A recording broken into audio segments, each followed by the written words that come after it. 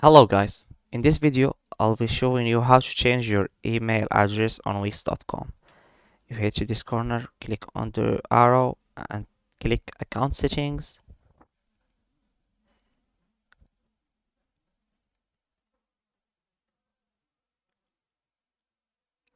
While waiting, don't forget to like and subscribe our video. Here the account settings.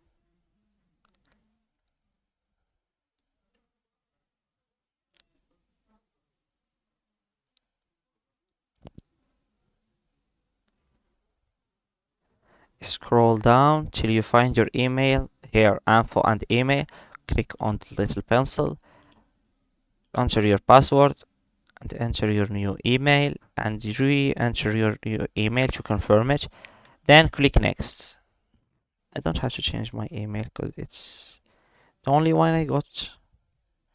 So that's it. Thanks for watching and don't forget to like and subscribe our video.